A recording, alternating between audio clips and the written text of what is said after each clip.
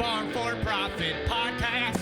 Take a listen, have a blast. Farm4Profit podcast. Learn about farming while having a laugh. Farm4Profit podcast. Hey, let's kick this episode of Farm for Profit off. Welcome to the show. You got Tanner and Corey here sitting in on an interview, and we're going to try to navigate 3 guests. That could be tough. Normally we don't do it. At one time, and I don't think these guys are going to have a problem. We've been having a lot of fun recording these shows. We appreciate y'all sending us ideas like this to connect at farm4profit.com or texting me, 515-207-9640. I had a gentleman asking about an episode from 2022. Was it on the text line? It was. On the text line, he said, hey, I listened to that show in 2022. Do you have the contact information for the guy that builds those cattle sheds? And did you? I gave it to him. Nice. Wow. 2022. They're Value that far back. proposition. They're Look at that far back into the archives. It's the gloriousness of a network. Now, if only you went to YouTube and hit subscribe. That'd be great. Yep, that would be like the cherry on the top. Do you like the cherries on top? I'm not a big, it depends on what kind of cherry. Okay. Like the really red ones, what are those called? Maraschino? And I'm not a big fan. I mean, I'll eat them. Mariachi? Like I don't like cherry pie.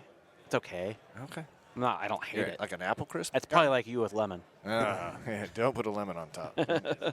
All right. Well, Let's get into it. yeah, it's going to be a good one. Today on the Farm for Fun show, we head to the Show Me State to meet up with potentially the largest under-roof cattle operation, I was going to say in the nation, but they tell me in the city limits. Maybe in the county. Their history runs back to the 1940s. They're big-time John Deere customers. Please welcome from Troy, Missouri. We got a trio here: Conrad, Chad, and Billy Bob. Oh, yeah. AKA Woo, Greg. everybody put your hands together. And of Witte Beef. There we go. There we go. Third day of this show here, and people are dragging their feet a little bit. I don't know why. Yeah. Did you guys happen to enjoy a little bit of Nashville last night? Just a little bit. Just a little bit. Yeah. Just a little bit. Had a good time. Had some good steak. So much fun the night before that we had to. We had some good steak last night too, and oh my gosh, I couldn't eat it all. It was huge. So anyway, welcome to the show, guys. This is a Farm for Fun episode. Try to dive deep into your background. So we'll try to get a little bit of all 3, but let's start with. We can cross the first one off the list. They're not brothers. They're not brothers. No, that one's done. What'd you tell me? There's 2 brothers and a brother-in-law, Correct. right? And so let's start with, let's go down the line. Billy Bob, go back to little Billy Bob. Yeah. And were you always raising cattle? Yeah, I've always been involved in the beef, cattle, and livestock business throughout my life and career. Currently, I'm a forage and livestock product specialist for their supporting dealership there in Missouri. So I live about 20 miles from their farm, so it's been fun working with them. They're good customers. They see the value in a lot of things that sometimes I think of at 2 or 3 o'clock in the morning or 4 o'clock in the afternoon. So Okay. okay, we work pretty closely together. We're not afraid to bounce ideas. You know, they've kind of coming up in the business here with their marketing of their Witte Beef and what's going on, like, you know, the next step for their business. So I'm always dropping stuff off for Chad to look at about, you know, here's what this guy's doing, that guy's doing. And as far as the farm and stuff, I kind of check in on Conrad pretty frequently. I know there this fall Does he need checking in on? well, quite a I bit? was Like visitors. I was out there one day and I said, how's the grain been working out? And he goes, well, we ain't put anything in there yet. And I said, what's the deal? And he said, oh, somebody's got to put that auger up there. And I said, well, let me show you a little trick here. I said, I got about an hour. I said, but you're going to climb to the top and I'm going to be in the tractor. So Yep. we got the auger set for the corn project, and it didn't blow over, so I didn't get any calls. So everything was fine. So If that was Iowa, it probably would have blown over. Yeah. It's so much dang wind. yeah, Always. Nothing to stop it. yeah. So how long have you worked for John Deere? I've been with Side Stricker Nobi Partners here. This will be 4.5 years. Okay. Cider Stricker. You just got to say it faster. Yeah, Side and Stricker Nobi Partners. Yeah, it's that little Missouri So, yeah. accent there. Yeah. Like marbles. And He could probably say Louisville right. he could probably say it. All right, Chad, what about you? Oh, where do we want to start here? Let's go back to Little Chad. Little Chad. All right. Well, that actually Starting with little Chad, my little bit and what we're doing here is my brother and brother-in-law. We always been in cattle. Actually, our family went back to cattle to the 40s. Back then, we did much more feedlotting, basically much more beef than what we do nowadays. We're doing quantity back then, and today we do quality. Oh. So we went from when my uncles had it, they had anywhere from 4,000 to 6,000 head of cattle, where we actually just now raised 200 cow calves in a monostope building. We have 2 monostope buildings on our property. That was what we revamped as one of our old feedlots. Okay. So from there, that's what we weren't always involved in the cattle. We're actually mainly in trucking and warehousing, and so it kind of stemmed from there. We got into cattle probably about 20 some odd years ago. Just had 30 cows left, and then we started playing with the actual I wanted to produce what I eat in restaurants. So that's where we started looking at all the genetics and marbling aspect and building the good female and male. And so we didn't have much land. So then we only had like 140 acres. So we built monostope buildings to put the cattle in. We wanted to build our cattle, and we started just building up from there and started Witte Beef Cattle Company and kind of just went from there.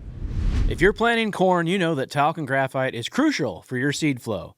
Simplify your program, piggybacking on GrowPack AI, the brand new GrowPack CT from Ag Explorer. 3 parts, 1 package, biologicals, micronutrients, seed flow aid, and it's an EPA-registered solution to defend against corn rootworm. It's powered by inception and intake technology that improves nutrient uptake and mobility, all while protecting your yield potential. It's one system that's built for performance. You can learn more at agexplore.com. Okay. Now, there's so much to dive into that. Yeah, we'll definitely dive into more. I'll wait. Let's get the Conrad introduced here. What about you, Conrad? I've been working for Witte's for a couple years now. I grew up just next county over and showed Angus cattle, but I kind of come from the car business as well. So The car business. My family sell used cars. And Oh. cousins sell new cars, and Yeah. cars, cattle, they kind of relate more than you think. And I feel like you had to sell Cadillac if you're into cattle. you try to. Not everybody's got that kind of credit. Yeah, you know? that's St. Louis. But, yeah, so I've been showing Angus cattle for a long time, and went to school in Oklahoma and worked for several farms down there and ranches and out in Ohio for a while. And I came home, was getting married and stuff, wanted to get back into cattle, stay out of cars Yeah. for the rest of my life. And that was kind of where that transition happened. And I've been working with them for the last couple of years, feeding the cattle every day and taking care of the health and run the equipment when and where I'm needed to. Just kind of jump in any seat, usually at any time. Jack of all trades. Figure them out. So if you're here, who's feeding the cows? Great question. We called our brother-in-law Vaughn and feeding the cows. Oh, okay. Although he hasn't confirmed he fed them today yet, so that might be a problem. You know, if They're you doing 100. You have an app for that? do you do a digital tracking of your feed?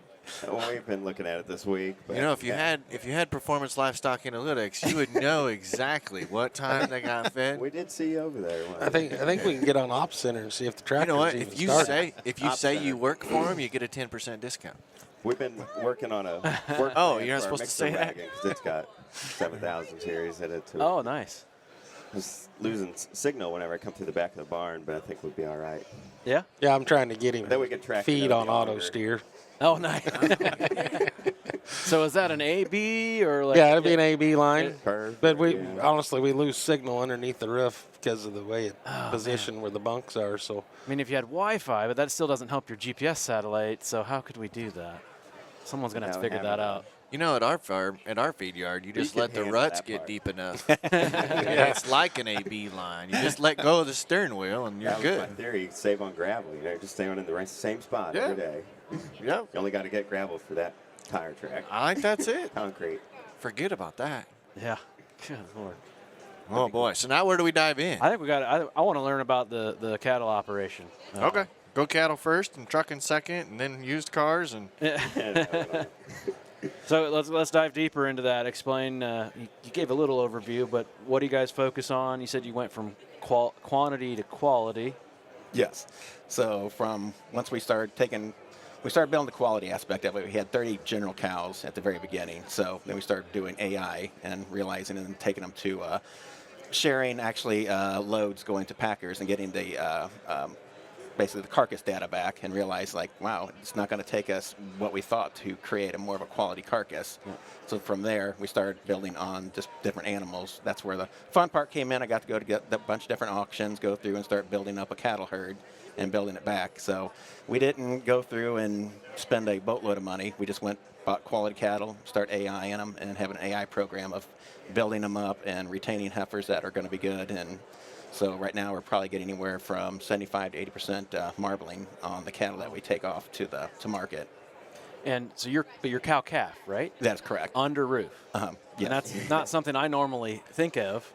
Yeah, Normally I think of the green pastures and vast acres, and It's kind of hard to get them to go outside sometimes. Really? I've never really seen it. kind of divas, huh? That is funny. When we did not have enough room in the barn, we would have lots outside, and then when it would get a little bit cold, they're all by the fence wanting to go back into the barn. Huh. So that was the part of building them into the barn, because the limited land that we had around us at the time. Yep. So what breed are you working Angus. on? Angus. Black. Yes. Black Angus. And when did that transition to under roof happen? Oh, probably about 2017 is when we built our first barn. Okay. That's when we probably had 100 and 120 cows at the time, and we're just shuffling around from field to field, just trying to maintain them, keep them in. Basically, we're losing a lot of pasture that way. So that's when we put them into two different sides. It was we built our first barn was a 60 by 252. So not everything could fit in there when they're calving, but we're able to utilize the outside pens and inside pens. Okay. And are these deep bed barns, pits? Yeah, deep bed pack. Okay. Bed pack. Tanner's family has a little bit of both. Yeah, so our monoslope has a 10-foot liquid pit underneath of it, which is a different thing to manage when you're talking about beef manure and the consistency of that versus hog barns that I grew up with. But then we've got bed pack with, they're now monoslopes. They used to be hoops, and then those blew over in the derecho, so we put back a monoslope over it. So we got the best of both worlds. We can sling liquid, shit, and solid, and kind of take care of business that way. Yeah. We don't do quality over quantity. It's just what you get. Your quantity. It's not everybody. Alive is what we want. Alive's good. That's the end goal. So Yeah. how many head are you running through there? Cow-wise, we run 200 Black Angus cows. Okay. Yeah, they're about 100 springs, 100 falls, and Okay. And then, or somewhere in there. Is there a certain- are then you- they're fed out, so they're about 400 around usually. yeah, are you calving at a certain time of year? Generally, yeah. We start in September in the fall. Okay, your fall And then- calves. Then usually we'll have a break. Then I'll let Conrad answer more of this. Yeah. Yeah, it coming off the AI, so you'll have your bull breds and try to keep them in 45-day window groups where those calves and those monoslopes stay healthier, and that's kind of the main goal. But still splitting them up in the spring and fall and being able to consistently get loads that we can ship out or have similar feed groups, works a lot better than all year round for us right now. Yep. But this year is a little bit different. We started in August, and we're still going up until I think May or so, yes. We just have a end of little May. less some months than Did others. Conrad screw up there, or is that No. We were a little bit off on our breeding cycles, and we brought AI Overambitious, to everything. And Yeah. The original AI, not artificial intelligence. that was like the one of the chats I went to. I thought was going to do something about artificial insemination, but it ended up was artificial intelligence. Yeah. So I was like, Dave yesterday on the podcast said, I'm kind of the AI guy on our show. And I'm like, which one, Dave? Like, I know, but they don't know. Yeah. You're at a cattle show here. People are going to be confused. So what's the business? You obviously have calves. Do you sell them off to a feedlot? Do you feed them all out yourself? How's that work? Yeah, we have an outside feedlot as well, so Okay. then we'll take them up through wean them, and as long as our cows are in good condition, they're still getting fed every day. We can feed them on the TMR with the cow at the same time, and then get really good weaning weights and be able to transition them over to the feedlot. And they go to the outside feedlot right now, so it's got a covered bunk, and it's one of the old feed sheds that they had before. I don't know that there's a lot of people that do the full shebang anymore. No, not from start to finish. It's kind of like the old farrow to finish hog, that your family used to do. We're not handing it off. Yeah. Then do you guys go direct to consumer at all too? Yes, actually, that's more the plan is we're doing more and more direct to consumer.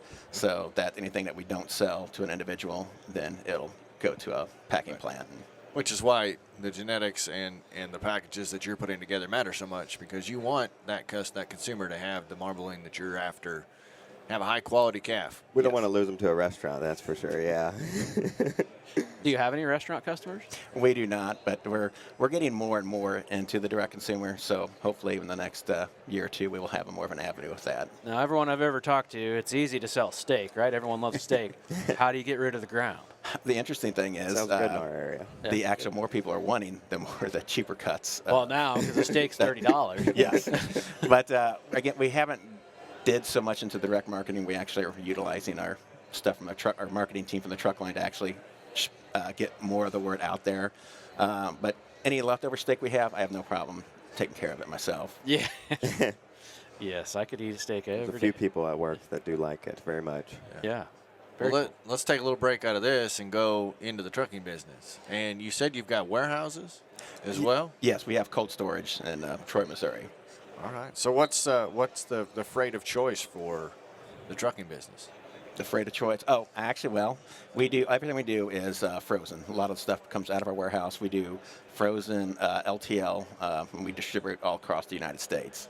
So when he said cold storage, I thought that just meant it wasn't heated. Right? No, it's legit cold. It's 0 degrees in It's there. reefer trailers. It's minus 20 in there. Minus 20. There's 3 different compartments there. We have it from minus 10 to minus 20. Do you ever have trucks gel up when they pull in to load? Yeah. You'd have to be there a little while. Loading docks. I never thought of Think of the LTL forklifts in the in reefer there. business, but I guess that it probably is a thing. I always just thought it was a full load going somewhere. No, that's where we've been doing that. I mean, you have to always be ahead of the competitor, or ahead of, if you want to survive in trucking, you always got to be ahead of the next person. Yeah. So we actually started LTL back in the 90s. Okay. And then we started our warehousing in probably about 2008, 2010, Yeah. and built it up from there. So that's where we are able to build a custom distribution program to anybody that does frozen product. So a lot of people don't do they can't do a frozen or a whole truckload, so they're able to send 1 to 2 pallets to. Basically, we go to all the grocery stores throughout the United States. Right. I imagine you got to have some pretty big customers to keep that consistency up and have your own warehouse. Yeah, but I mean, it's filled with probably about 20 different customers that fill the warehouse. Yeah. And like I say, we ideally don't want one overly large customer that's in there. So, Sure, right. That's risk. Yeah. So that's what we do a lot of ice cream distribution. So for some reason, we're a magnet for that. That's a necessity. Yes, especially in COVID it was. Yes. So then, do you have the robotic forklifts, or is it all still certified forklift operators like Corey? We're all still certified forklift operators. We looked at the robotics, and actually when we were doing our next expansion on the warehouse, we even looked at the robotic picking system. Oh, and yeah. Compared the price of the amount that was going to be there to the amount that we're picking into potential picking cases to what it would be hand picking. So we stuck with hand picking. Yeah. I pride myself on my forklift skills. I sell seed, so like Oh, yeah. I need to want, you know how people have the signs up like how many days it's been since someone was injured. I need how many days it's been since someone stabbed a bag of seed, right? And I try not to let my dad and my brother run the forklift, but Yeah. unfortunately when I'm here they do have to, and I come back to a stabbed bag and I'm like, I haven't stabbed one in like 4 years. Come on, it's $400 right there. Yeah. At their place, it'd be how many boxes of ice cream gets. Yeah, I've always wanted to do like a forklift Olympics. You know, Yes. Yeah. you guys should set that I up. like when It'd you be a get good feed social delivered media. or something, you have the guy, I think you have little picking stages. up with the forklift. You're like, can you drive this? And Yeah. he's like, oh, yeah, no problem. And he just, It could be timed. It could be some certain skills, or like, have you ever seen the ones where they you got to like flip a dime up onto the Oh, fork? yeah. Yeah. Yeah, they used to have backhoe Olympics there at one of the dealerships. I'm in telling you, man, we could bring this. Illinois. We could do some. It'd be a good YouTube channel. it's a little cold in there for games sometimes. Yeah, it's really cold in there. I was about to say, the parking lot. I feel bad for the forklift driver. They're probably wearing full Carhartts, insulated, everything. They give him gear. We had to step up from Carhartts to a specialty gear for this. So once you're used to it, you're fine. You keep your skin covered. You can, Yeah. you're in there. So Conrad, did you have to go to the warehouse or do anything with trucking, or are you on the cattle side? No, I don't. I go in there from time to time, but no requirements over there for me. Stay Yeah. on the cattle side. My family has cattle too. We have about 100 Angus cows as well, so I usually try to keep myself busy, running around. Could Yeah. you distribute your beef through the same system that you're running it through the warehouse? Well, technically, yes. But you'd have to have USDA approved. Which we do have a USDA approved inspected Yeah. beef. We'd have to, again, that's all in concept of thought, but we'd have to increase the volume that we have. So it's all in a thinking process. Sure. Sure. So now let's bring John Deere into this. You're feeding under roof, so that means the cows aren't eating grass in a pasture, so you have to get feed to them. I'm guessing that's where John Deere comes into the picture? That is correct, yes. Okay. So explain how, are you guys growing all the feed? Are you buying Conrad some? kind of sighed when you talked about this. No, I said, it's got. You can't just. you gotta grow it. You gotta raise it. You gotta have it. Yeah. It wasn't a bad size. But are you guys doing all the growing and raising, or you got to buy some, or how's that work? Forage-wise, we grow all the forage. Okay. Only thing that we have been purchasing was corn. Okay. And where do you get That's that cheap. from? Distillers. That's on sale. I was just- Look at him all giggle. Well, our next this next deal, we're going a non-GMO feed. So that's what we ended up. That's we put up our own grain bin and bought 30,000 bushel of non-GMO corn, and then doing brewer's grain instead of the distillers. And with the Sudan and the rye and all that, then we're creating that ration. Do you like the Sudan grass? Oh yeah. Isn't that the grass that'll get? Well, I got videos of cutting some. It's like 12 foot tall or whatever. That first cutting this year got a little lengthy on us, and it got double. It was quite the germination out there. Are you guys paying a premium on the non-GMO corn? Actually, it's just not that much. No, I was going to start running the logistics to get it to Troy, Missouri. I know. It was an You need experiment. to get rid of with- some. I grow it. Oh, okay. Yeah. Because it was an experiment with some of the right. local farmers that, they're comparing the price between the GMO, non-GMO, Yeah. and then the growth ratio of both of them. They weren't as happy with their yield. Oh, really? You saw With the yield that they got but it was a different field. They know more about it. They were just telling us that they were not getting the yield that they wanted to out of it. So I don't grow all non-GMO. I usually rotate a couple hundred acres here and there just so I can stay ahead of the weeds. But it's always my best corn. I mean, unless we have, a rootworm problem or something like that. But it's good stuff. What drives you to plant non-GMO versus GMO? Just in a purely location? cost of production. Okay. And that's exactly why they did it. I can lower my costs from over $100 an acre to 70, 80, somewhere in there. Of course. Yeah.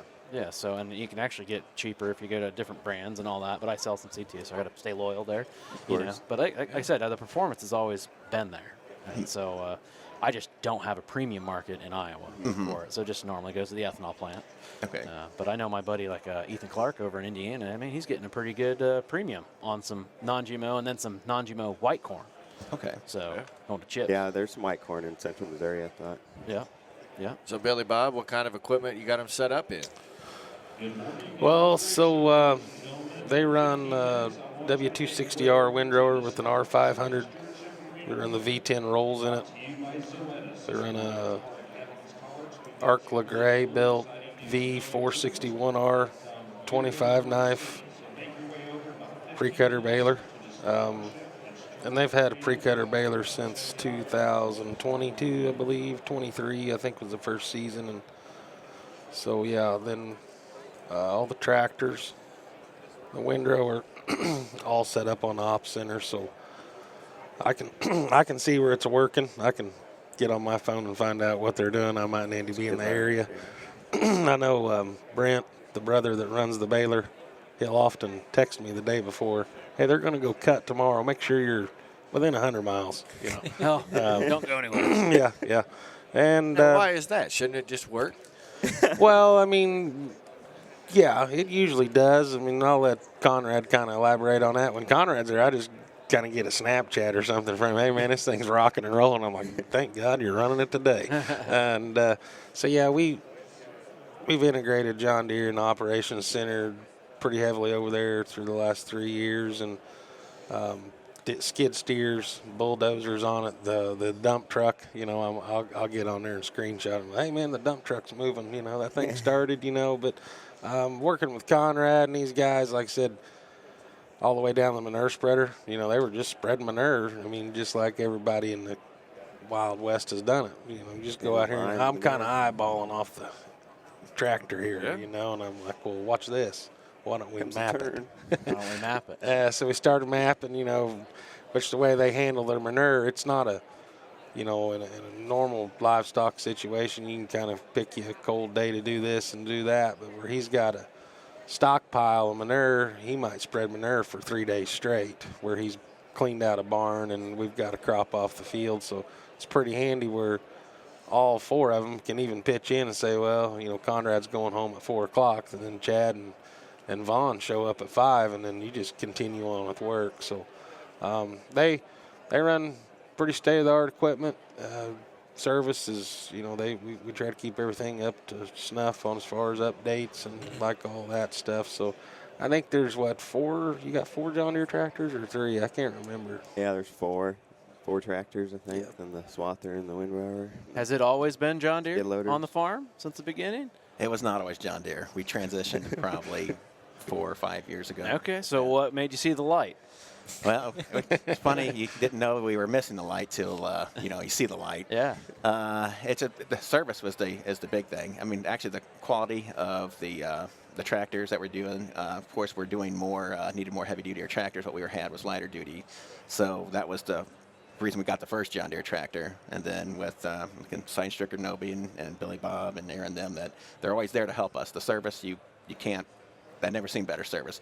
We didn't realize you can get service from what we had before. Oh, really? So within a few years, we had pretty much everything switched over to John Deere tractors, and it wasn't planning that. It just worked out that way as we're changing equipment, and like I say, it's worked out, benefited us greatly. So you probably have a lot of experience with a fleet management tool through the trucking business, being able to have an idea where all your trucks are. Yes. It's kind of nice having an ops center to be able to know. Yes, that's I don't use the Ops Center as much because I get to rely on Brent and Vaughn and Conrad when they're on in the hay fields and doing all that. I'm the old school. I don't use my A to B feeding the cattle. Then, I'm always stuck wrapping the hay. So Chad runs the wrapper. He's kind of the one that he's a smart guy. I tell him that all the time when I pull it out. Chad the Rapper. His next album is going to be the title to the show. Chad the Rapper. Is that your favorite job on the farm? No, I'm the last one out of the field then. Okay. So, it's not so bad now since, again, we were using a skid steer that did not have air conditioning. Yeah. So now that it has air conditioning and a wrapper that has 4 rolls on it, as long as it's not screwing up, it's actually, it's much more convenient now than what it used to be before. So, I was really trying to set you up, and I was hoping you said you loved John Deere Ops, because I was going to say you should probably get every one of your trucks into John Deere Ops. And, I was getting ready to say that, then Yeah, you could do that. You might not like what you see. That guy drives really fast. This guy's been stopped there for a really long time. Wait, that's my sister's house. So walk us through a summer of growing all these feeds.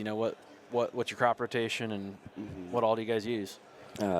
We have the rye in right now, so put that once we get finished, with the Sudan starts dying off and done cutting it off. But so we'll go take that out, and some fields might be just saved for getting manure spread on them, where we've got leftover manure throughout the winter and stuff, and lime put back on. It'll usually kind of depend how wet it is. I think we got the rye out. We got replanted last year back in the Sudan and Sudan grass. Planted some corn. Then we got to pull straw out usually somewhere in there too, and then start cutting everything. Was the corn for silage or for grain? It was we experimented this year. We baled that with the baler. Oh. Yes, we did it for silage. So. Okay. We did baled corn silage on. But in the typical with the swather and then you could do it because the pre-cutter on the baler. Yeah, well, we're a fully automated forage. That's cool. But sure, in the fall, we'll put pretty much either rye or triticale in the fields if we're not leaving them dormant to recoup. Then in the spring, once we get all the rye and triticale off, then we go right in between with Sudan. Like I say, we're practicing some with some corn or some other silage that we can do within the baler, and then that's just one-offs that we do that. Yeah, I've tried some teff or try to get some other dry options as well. Yeah, you got to have quite bale some hay. the variety of stuffs, because you're feeding mama cows And then babies you're weaning, and then you're feeding fats all the way. Yearlings and fats. And, How do you keep all that straight? Without the barns performance help a livestock. lot. It's very, I know you can't do Yeah. that on John Deere Ops. I mean, that'd be cool.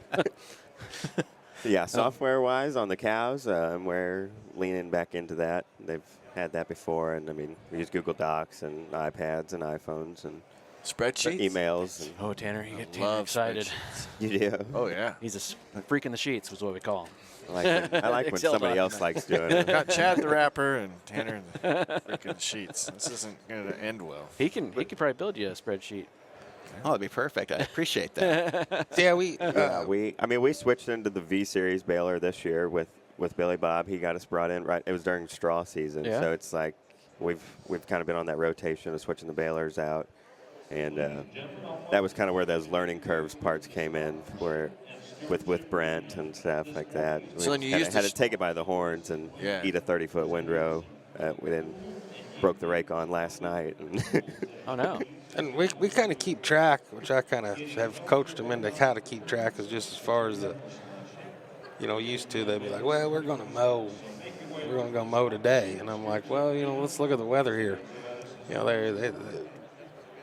Sometimes they'd want to mow 100 acres, and I'm like, you guys can only put up 20 a day. So we need to be kind of, we got to be chopping this up, which Brent really likes that through the I would say Brent and Vaughn's probably on the op center more than anybody. Yes. And, they'll send me a deal. Well, hey, we got a work plan. We're thinking about doing this, and I'm like, yeah, of course, I run cows too, right up the road 20 miles. Well, we heard you was cutting Sudan the other day.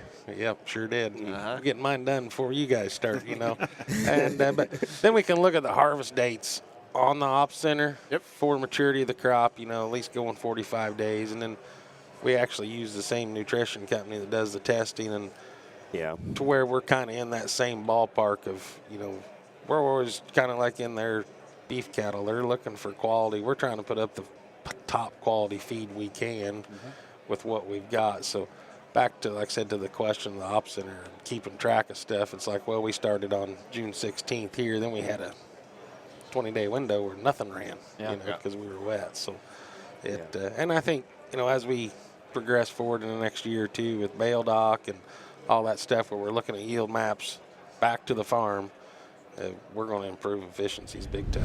Well, it's planting season for some, and others have corn popping up in rows. So I think it's time to start thinking about harvest. Right. We got to think about harvest and what's going to go in front of that combine. Is it time to upgrade that corn head? Well, maybe. You should start thinking about a Maya corn head. Why, Tanner? Because Maya corn heads are awesome. You can't say that. I can say that. I can. They have a 3-year unlimited acre warranty. They got all the bells and whistles. If you ever have down corn, they run flatter, they run slower. They're just going to get that corn into the combine so it can do its job. That's right. Check out mayacornheads.com or follow them on social media to learn more today.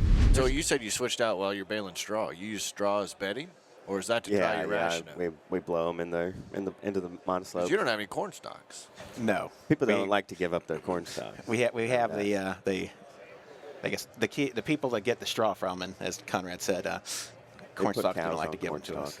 No, There's cows on corn stalks everywhere. Oh, I didn't think about that. Yeah, in your neck of the woods. Because we have too much trash. So if you can get somebody to take corn stalks from us, Yep. and it's even better if they're willing to put manure back on. Yep. For our area. What's Yeah. the logistics in that on shipping corn stalks down to Troy, Missouri? They got the trucking business. I don't know. Give us Oh, a that's quote. right.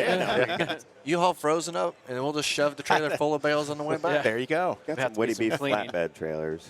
Yes. I think we Got could a do few. that. It There's would, some Witte Beef it would be trucks. just fine. We'll just shove the bales back out, get a leaf blower, and load it back up with ice Get a cream. backhaul, and we'll have our forklifts take it out. You could There do you go. squares. If you did big squares, you could. Oh, Yeah, big squares would work awesome. Yeah. Yeah. That would I know a guy that could sell you a big square baler. I can blow big squares 2 at a time, Yeah. I think, in that straw blower. Glad you finished that sentence. Is that how? Is that how you? How often are you bedding on the roof? Yeah, I mean, you want to kind of scrape your alleyways twice a week, and you want to definitely get in there and bed. I mean, it depends on the weight of the cattle, too, and what's in there. If you've got a pen full of dry cows or heavy breads, it depends on what they're putting out, Kinda what you're putting in is what they're putting out. Your calf's lighter stuff might be taking a I guess it was about a bale per 8 head, I think. I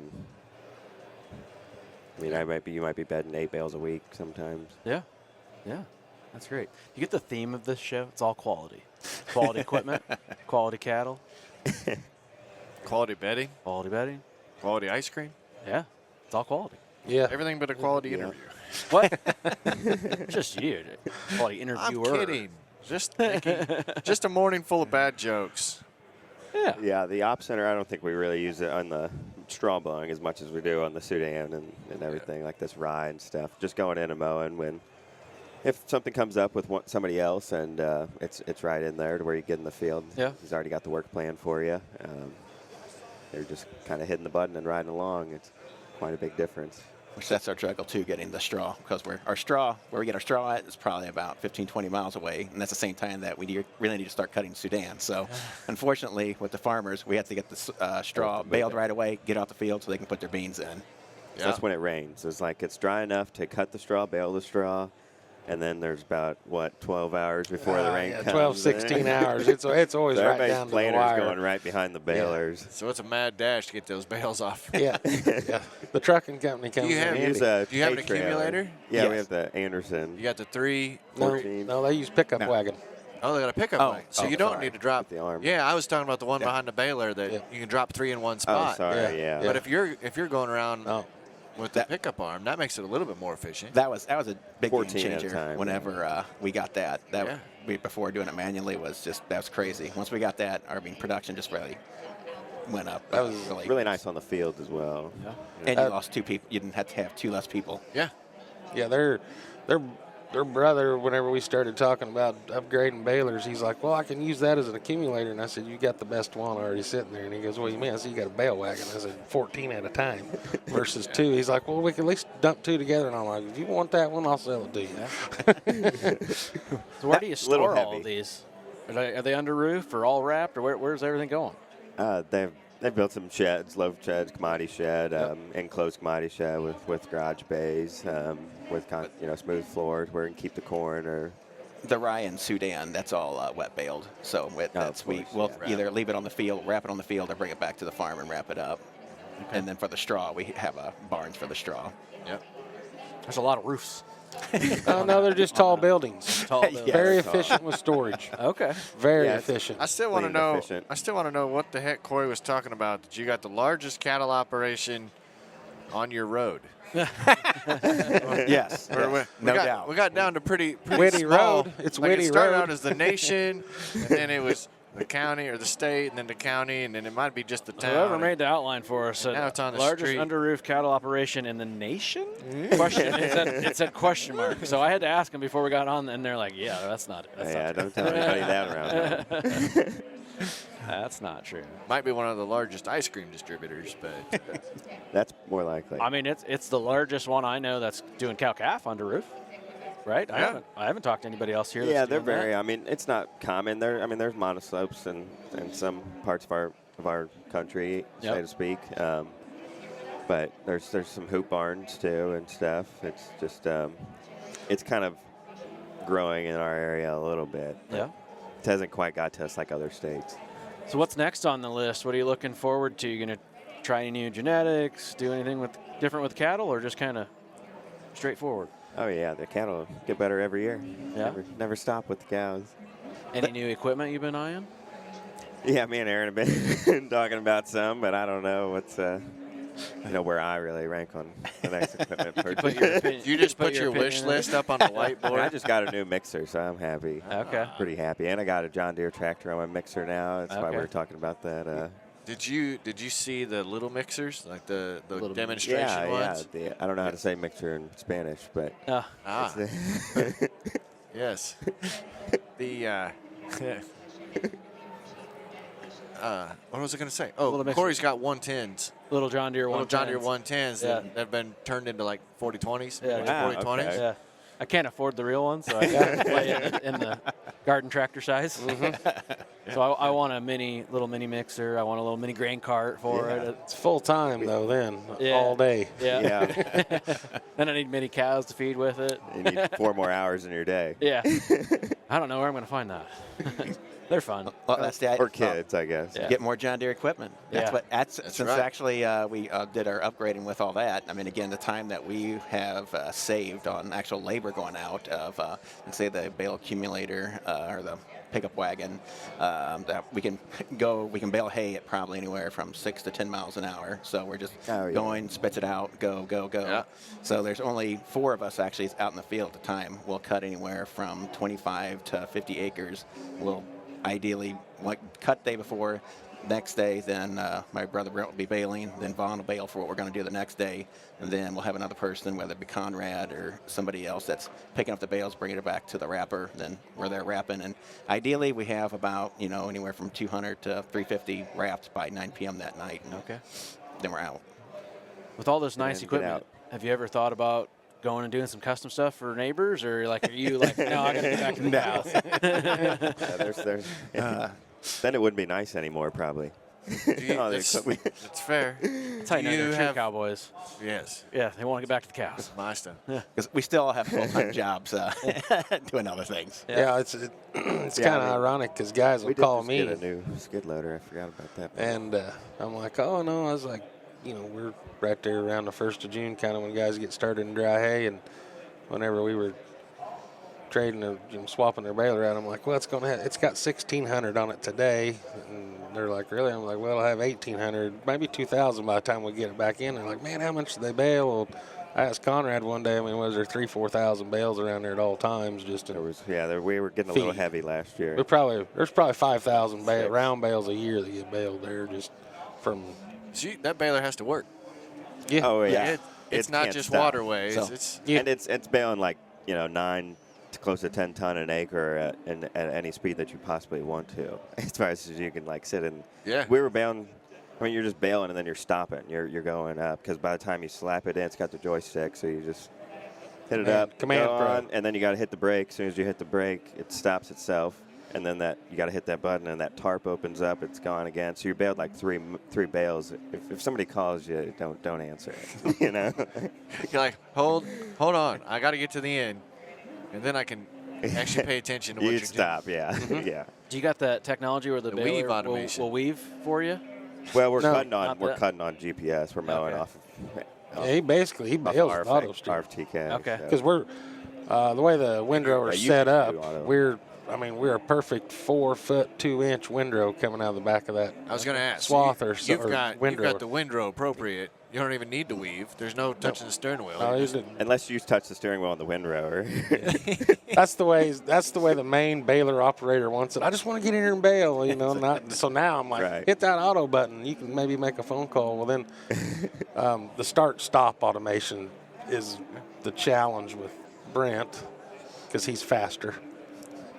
He's a little fast. And I said you probably are when you start, but at 9 o'clock tonight you won't be. Nope. And then he's like, Billy Bob, that ain't a bad idea. And I'm like, screenshot, record, send this to everybody. Did you guys hear this? Yeah. Brent's kind of got the idea when he goes in the field how many bales he's going to be baling, how much time per bale, how much. I think he's kind of got it calculated down. He wants to be real close every time. So I've always And it thought works of out really good. I've always thought of the AB, the GPS on the row crop side, and we use AutoPath for like strip tilling and then planting on that.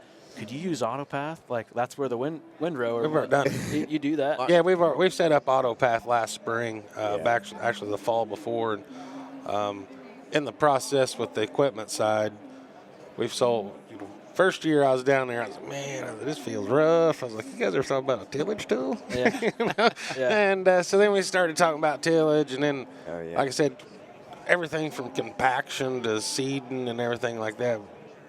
I don't realize these guys use my advice, and I'm like, hey, if we go to a tillage tool for planting this direction, let's cut it at a 33. I'm coming from the grain farming business. I know how to make a field level and where we can. Do they have their boundaries mapped too? So like the mower can, Yeah. you don't have to drive the fence Right, yeah. line. Yeah, we're on boundaries. So like he pulls into H1, and it's there. So last time we cut H1, it's planted north and south, and we can offset with the tracks.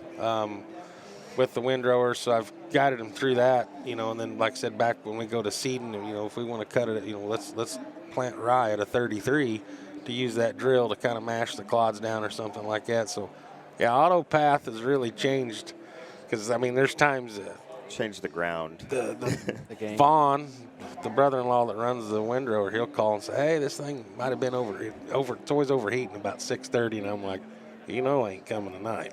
And I'll say, can I run it tomorrow? I said, you know, I'm going to be in the area, and so I'll go down here, and he'll say, yeah, open up field A2, you know, so then I get on the op center, and I go to A2, get everything set up, and I'm like, well, I went ahead and got it all done for you. I'll take a 30-pack. You don't have to do anything this afternoon. Yeah. He's like, oh, man. And of course, then he'll look and be like, well, I saw you running 13 mile an hour. And I'm like, well, I'm trying to get it hot. Yeah, you said it was So, yeah, overheating. I think you were just tired and wanted to go home. Yeah, full tech scale there on the automation. And like I said, they've seen the benefits real. I mean, just in the hours on the machinery with the windrower has been a big changer. Yeah. So do y'all have kids too? Yes. Yeah. So is the next generation? You know what's kind of funny is they're not interested in any of it at this really? time. Sure. But interesting enough, though, whenever we're growing up, my dad never had us do any of this stuff. Again, we're all more involved in the trucking side of it. So we worked in the shop. We'd wash trailers, change oil, and we worked, into the office and all that. We didn't really get into it till later on. Actually, when I got married, I had to change my lifestyle, and so cattle was my alternative lifestyle. There you go. And then, but again, they could later on. Sure. Just kind of like what we did. It always changes, you know. Yeah. Life, priorities, all that kind of stuff. Did you notice what they called their fields? It wasn't like Martha's H. back 40. Yeah, isn't it? It makes a lot of sense. They're organized. How did you break that trend? Well, it's actually kind of funny though. It's still similar to it when he says H. That used to be the Heckler farm. Okay. So Sounds better. There's multiple fields in there. We go H1, H2, H3, or Yeah, you didn't have A, B, C, D all the way to A. there's still A. H1A. Hey. No, that doesn't. I was gonna That say, I doesn't thought last that- very long. I thought it's like the way his warehouse is set up too. He's like, I got bay over here for H, and that's where you got the ice cream, and A's is where you got the frozen turkeys. And, Yeah. I like John Deere ops for that when you have someone like that wants to come out and help you for the weekend or something, and yeah, go to Martha's back 40. They don't know where that's at. Hey, pull up the John Deere Zoom out. ops app on your phone, and you can go there. You know, it's pretty nice. So, yeah. Yeah, we used we did a little bit of tillage still. We cut it back this year just a little bit. The 25 foot. To help them help Billy Bob in the fields, they sold us a mulch finisher too to make it a little easier on them. Yeah, it's definitely helped the terrain. You know, we've had Bit to, of a plow. me coming from a farming background and working with them, I'm like, well, you know, why don't we do it this way? And then they're like, oh, that'll make it really smooth when we go to mowing. And I'm like, I like that. I like that. I've still got a video on my phone of the guy that was custom windrowing our rye a couple years ago, and he just pulled into the field and started cutting, and he was cutting opposite of the way that we had ripped it, and then just a light disc and seeded our rye in. His head was almost bouncing off the ceiling. Yeah. Don't you think after the first round you'd have switched directions? No. no. Did the Sometimes whole, they don't. Did Yeah. the whole field. Just Yeah. Yeah, where we're actually working on a product, trying to get a seeding population, and it was a Brent that's double seeded the rye that time. That Oh yeah. we were shooting for a target, and he's like, well, I planted all that on 15 acres. Well, we knew right where it was. It was it looked like carpet down there. It didn't grow very tall, but it was like carpet. That's nice. that's somebody's front yard. Yep. Yeah, that's what a lot of people do up there, front yards. That's great. Well, it's been a fun conversation. Yeah. If people want to buy your beef, how could they get a hold of you there? Well, they can go to on our Witte Beef website and go from there. Witte Beef Cattle Company, www.com, Witte Beef Cattle Company. Yep. And it's Witte, Facebook. Witte. Yes, thank Way you. you spell it. Yep. Yeah, I had Witte to Beef ask that Cattle too. on Facebook. You got some social medias? Yes. Yep. We are on Facebook as well and Okay. any of that. Witte Beef Cattle Company? Witte Beef Cattle Company. Okay. Yep. Yeah. Well, If you want to drive a truck, I guess.